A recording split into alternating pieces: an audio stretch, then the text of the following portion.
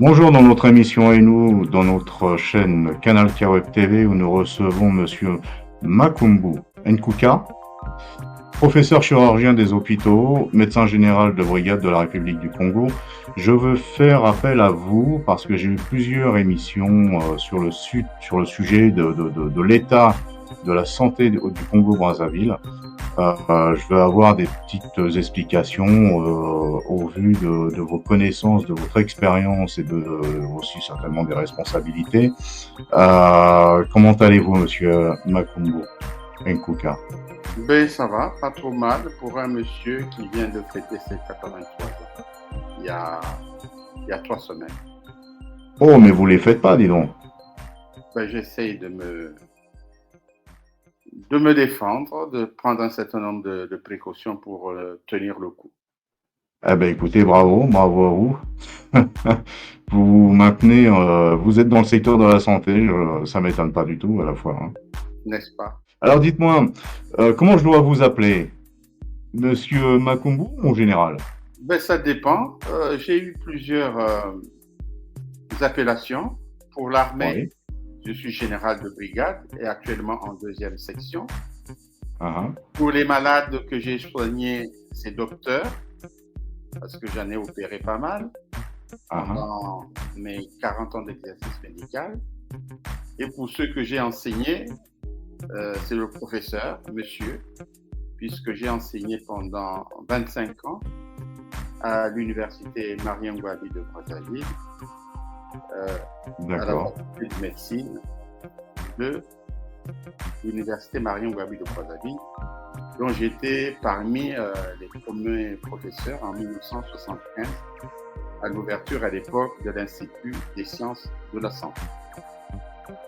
D'accord. Donc, vous avez une grande expérience du terrain, de l'évolution et du développement en ce qui concerne la République du Congo.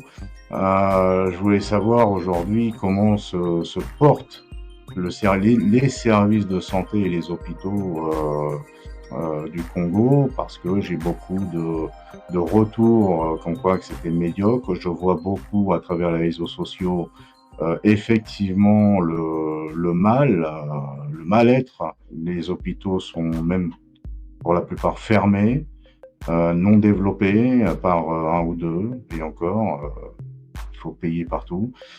Est-ce que vous pouvez m'en parler de tout ça?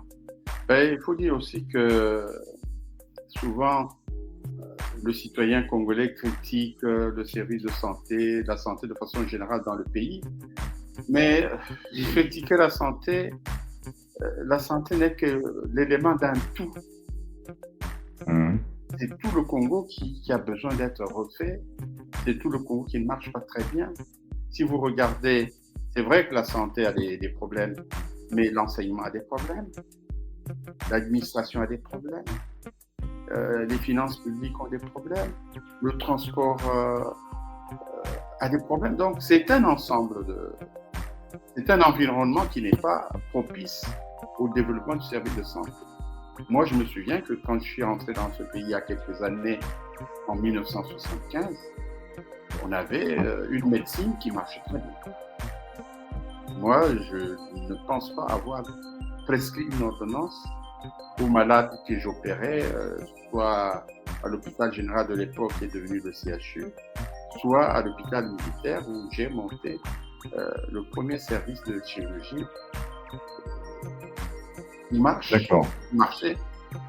Donc le problème n'est pas uniquement un problème du service de santé du pays. d'accord. Donc, j'avais visité à une certaine époque l'hôpital Makelekele, qui était tout de même il avait quand même besoin d'avoir du développement au niveau matériel et même au niveau des spécialistes jusqu'à l'infirmière. Il y avait un gros manque.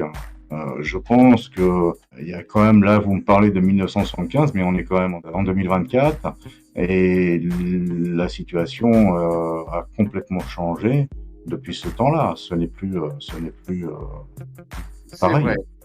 Si on parle de Makelekele, c'est un hôpital qui s'est agrandi qui s'est étoffé en personnel médical, paramédical. Mais D'accord. il reste toujours dans cette situation congolaise, il manque de médicaments, il manque de consommables, il manque d'équipements. Et souvent, le malade, avant d'être pris en charge, ben, doit mettre la main à la poche parce que le médecin va lui prescrire. Même en D'accord, parce qu'il y a... urgence, on va lui prescrire le médicament qu'il faut aller chercher, il faut trouver des moyens de financer cette ordonnance. Et le problème reste entier, ce n'est pas un problème de personnel, c'est un problème de médicaments, de consommables et d'équipements médico-chirurgicaux. donc un problème économique. Ben, c'est un problème, si vous suivez l'actualité congolaise, vous êtes certainement rendu compte que le Congo traverse une crise financière aiguë et que cette crise a des retentissements sur les établissements hospitaliers du pays. Bien sûr, c'est pour ça que je me suis axé à m'intéresser sur le Congo parce que j'ai eu quelques-uns du Congo-Brazzaville dans tous les secteurs, hein, qu'ils soient chanteurs ou autres. Mais ils me disent tous, on est dans la situation critique et voire même chaotique. Donc là, c'est quand même, ça a quand même porté des questions en ce qui me concerne. Oui, je me suis renseigné au niveau de la presse, au niveau de toute presse même, et effectivement, même au niveau des réseaux sociaux, où ils montrent sous vidéo la décrépitude de l'état de santé du Congo. Mais en fait, la preuve, c'est que c'est l'impression que j'ai, même si je n'ai pas d'études statistiques, mais en regardant l'environnement dans lequel nous vivons, dans lequel je vis personnellement, on sent que la mortalité est en train de monter en flèche.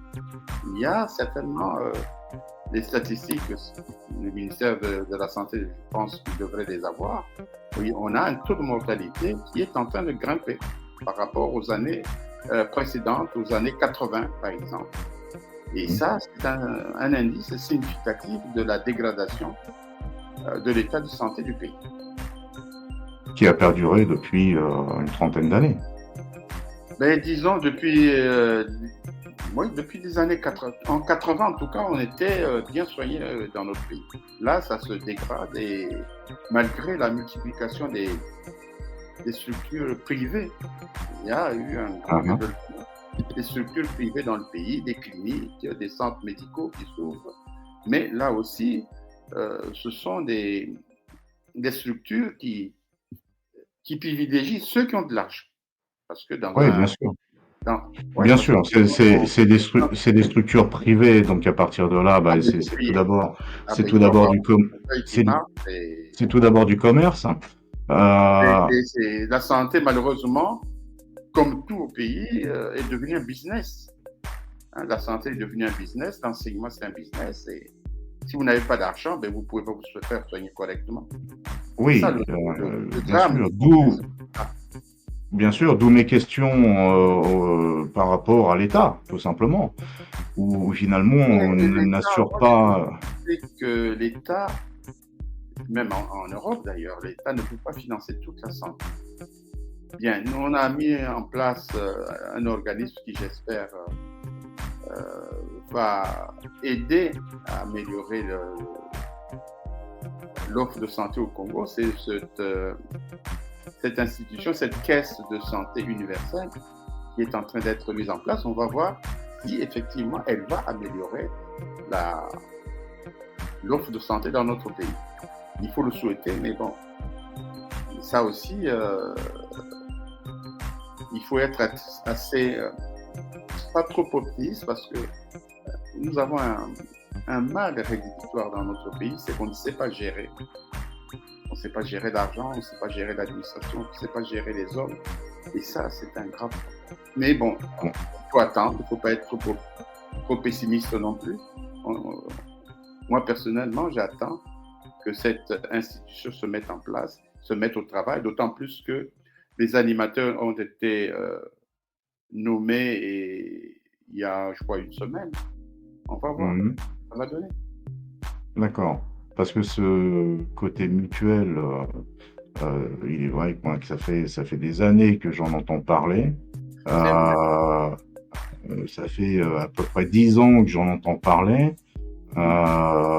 où ça a eu du mal à mettre au moins ce service mutuel pour le peuple Oui, ça congolais. fait même plus de 30 ans hein, qu'on en parle parce que il y a beaucoup de consultants qui avaient été sollicités pour mettre au point cette institution. Bon, maintenant, Hein. elle est mise en place. Bon, on va voir ce qu'elle va donner.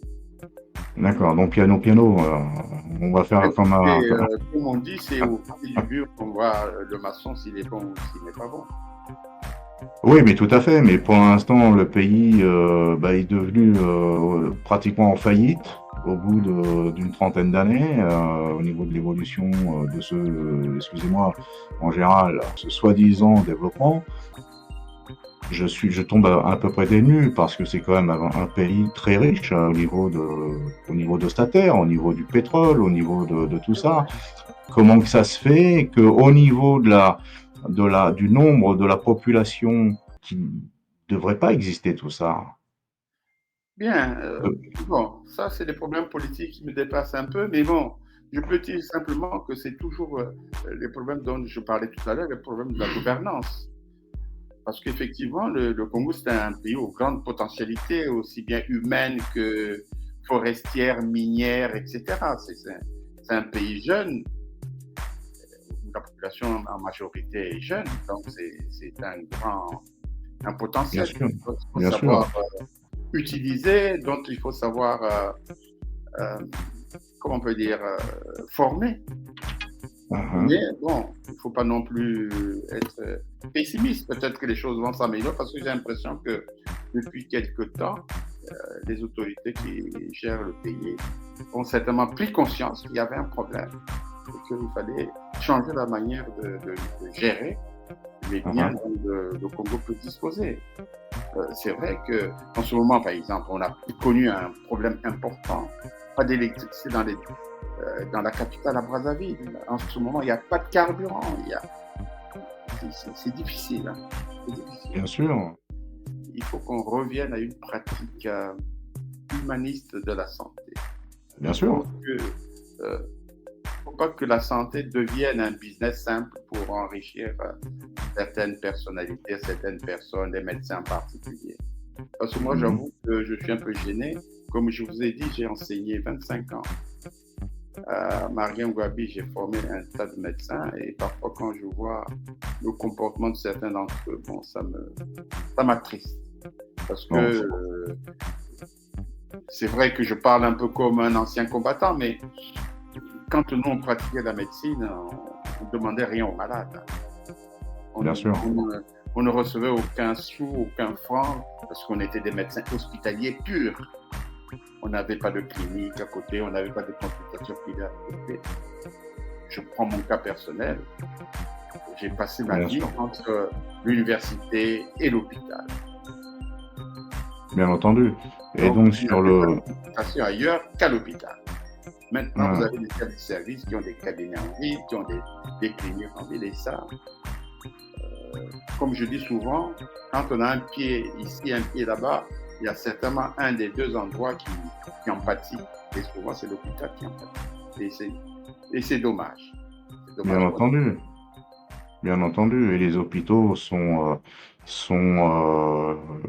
je vais dire, mis sur pied là où il y a du monde, donc dans les villes comme Oui, Brazzaville, les comme hôpitaux, en Pointe-Noire. principe, les cliniques, c'est pour les gens qui ont de l'argent. Et parce que la D'accord. consultation à l'hôpital ne coûte, n'a pas le même prix que la consultation dans un cabinet privé.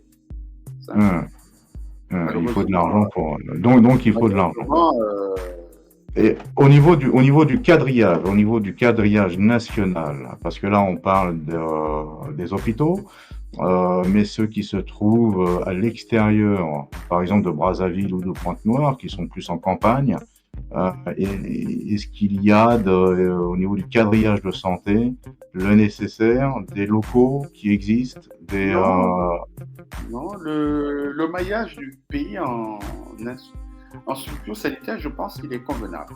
Ce qui manque, hein, comme je vous le disais, en périphérie, à l'intérieur du pays, ce qui manque, ce sont les personnels qualifiés.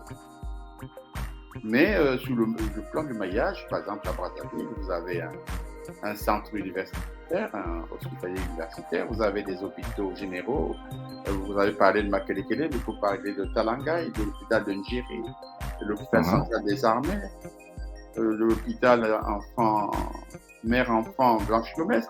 Non, sur le plan du maillage, il n'y a pas de souci. C'est qu'il manque. Ce sont les, comme je vous le disais tout à l'heure, ce sont les médicaments, ce sont les consommables, ce sont les équipements.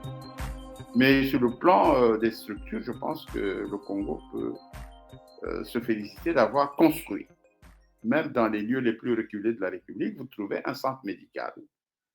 Dans chaque chef-lieu de département, vous avez un hôpital correct. Dans les districts, vous avez un centre médical. Mais dans ces centres médicaux de district, par exemple, souvent, il n'y a qu'un médecin, il n'y a pas de sage-femme, il n'y a qu'une matrone pour faire des accouchements, bref. Il manque de personnes qualifiées. Mais sur le plan des structures, je pense qu'il n'y a pas de souci à se faire. Il faudrait améliorer le ravitaillement en médicaments, le ravitaillement en consommables, le ravitaillement en matériel médico-chirurgical. D'accord. Donc aujourd'hui, il y a quelques, voilà, on peut dire merci aux murs qui existent et puis aux quelques lits qui s'y trouvent. Voilà, il faut améliorer. Il faut améliorer. Il faut améliorer. D'accord. Voilà parce qu'il y a une sacrée différence quand même entre l'Angola, qui est très développé. Il y a une différence aussi avec le Cameroun, qui est aussi développé. Je ne parlerai pas de la Centrafrique parce qu'ils sont au même niveau que Congo-Brazzaville. Donc il y a quand même maintenant beaucoup de pays. Il y a des efforts à faire pour le Congo, il y a des efforts à faire, c'est certain. Mais comme monsieur, c'est que il ne faut pas, même quand on aura atteint un certain niveau, il ne faut pas s'asseoir sur les acquis, il faut toujours penser à faire mieux. Oui, mais ça, oui, mais là, c'est dynamique où les choses avancent, les choses s'améliorent, les techniques se développent. Voilà. D'accord. Là, c'est l'esprit. Là, c'est l'esprit du général qui parle avec une âme militaire, où il faut toujours aller toujours de l'avant. Moi, je termine la chirurgie en 1975, mais l'IRM, c'était quelques services en France qui en disposaient. Notre examen de base était la radio et l'échographie. Maintenant, il y a l'IRM, il y a le scanner, il y a pas mal de choses. Maintenant, il y a la chirurgie endoscopique, on peut même opérer à distance. Enfin bref, les choses évoluent. Donc, il faudrait que l'Afrique et le Congo en particulier suivent. Bien sûr. Voilà. Bien sûr. Donc, il faut pas, même le jour où on aura atteint un niveau médical satisfaisant, il faut que le Congo regarde ce qui se passe dans les pays développés pour qu'on ne soit pas à la traîne par rapport à la technologie médicale qui s'invente tous les jours. Bien sûr, et je pense qu'ils le savent. Vous savez, de toute manière, je vais prendre l'exemple par rapport au Nigeria, qui est le deuxième pays économique du continent sur le point de vue économique, qui est très très très développé, même voire moderne au niveau de Lagos, sur certaines îles de cette ville, parce qu'il y a des îlots ou des îles où ça a été construit, tout refait, tout fait, et c'est là que je dis, mais il y a un retard phénoménal au Congo. Donc, d'où mes points d'interrogation par rapport à tout ce qu'on me dit, tout ce qu'on me parle, et c'est tout simplement des questions humaines. Il n'y a pas de question politique là-dessus. Il y a tout simplement le côté de l'humain, qui font partie également des chartes des droits de l'homme, donc de l'ONU aussi, forcément, où ils doivent suivre. Mais quand on voit un pays en faillite pratiquement, avec toute l'économie qui s'y trouve au niveau de sa terre, ça ne devrait pas être là. Non, moi je ne désespère pas. Je pense qu'un jour, le Congo, nous avons des cadres, nous avons des personnels compétents. Il faut leur faire confiance. Le problème, c'est qu'il faut leur donner des moyens et restaurer en médecine l'éthique. Remettre à la mode un petit peu le sermon d'Hippocrate. de façon que le Mmh. médecin ne devienne pas un commerçant, mais reste, ce qui n'aurait pas dû quitter, reste un humaniste, reste un monsieur qui est au service. Oui, oui, oui, comme beaucoup. Oui, Moi, oui, c'est comme comme beaucoup, ça que bien j'ai sûr. appris la médecine, c'est comme ça que je l'ai exercé pendant plus de 40 ans. J'ai mis Mmh. l'intérêt du malade devant et parfois même au sacrifice de ses intérêts personnels. Euh, le nombre de fois où j'ai abandonné un repas pour aller assurer une Mmh. urgence à l'hôpital, je compte plus. Bon, Mais ça faisait partie de mon métier, ça faisait partie de ma formation et ça faisait partie de mon éthique de chirurgien. Voilà. bien sûr. Et justement, il y a une émission qui vient de passer sur Kaweb TV qui concerne une association qui se situe à Brazzaville, qui s'appelle Kahani Assistance. Euh, Elle m'a expliqué un peu, même au niveau de l'eau, où finalement il n'y a pas d'eau potable qui arrive Oui, même dans les maisons, ou alors c'est de la boue qui sort du robinet. Euh, et ils sont encore au système de barils qui doivent payer. ou Euh, alors, ce qui est à la mode maintenant, ce sont les forages. ouais, tout à fait, ouais, qui appartient encore à Non, quelqu'un ils mettent des forages. et qui doivent Voilà. encore payer, je sais plus, 1500 le bidon, 150 le Oui, bidon, je sais plus c'est en francs sûr, CFA. mais ça fait partie de tout cet ensemble qui, euh, qui impacte la santé du Congolais parce que Est-ce qu'il y a de l'eau l'eau est potable au moins dans les hôpitaux? temps et quand on vous dit que pour éviter le Covid, pour éviter le choléra, il faut se laver les mains tout le temps. Bon, il faut avoir de l'eau pour se laver les mains. C'est aussi Bien simple que sûr, ça. bien sûr. Et quand j'ai vu également le côté des poubelles qui Ah ben, qui non, traînaient les rues à Brazzaville et en un ce peu moment, partout, en ce moment, c'est un euh, problème. En c'est ce un gros moment, problème sanitaire en tout cas. c'est un problème. C'est un problème de santé publique parce que ça est le cas de le dire parce que tout le monde sait que les poubelles, surtout en ce moment où il y a une grosse pluviométrie, il pleut beaucoup, Hein.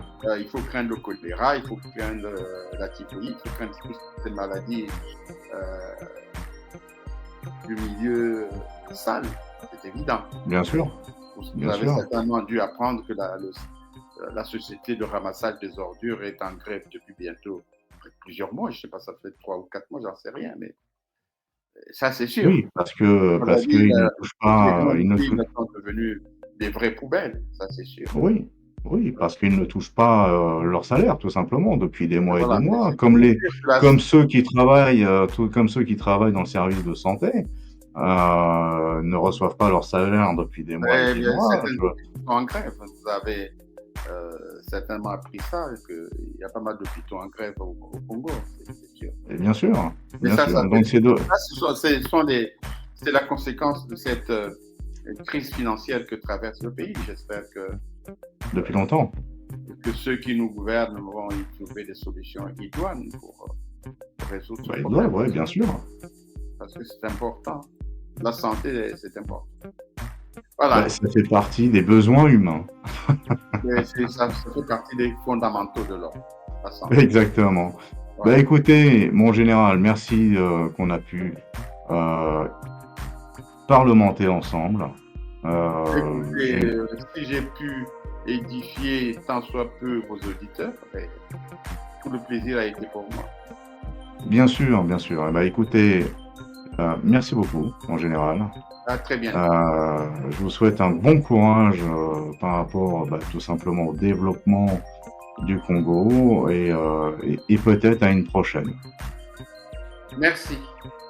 Merci à vous, mon général. Merci à vous. Merci beaucoup.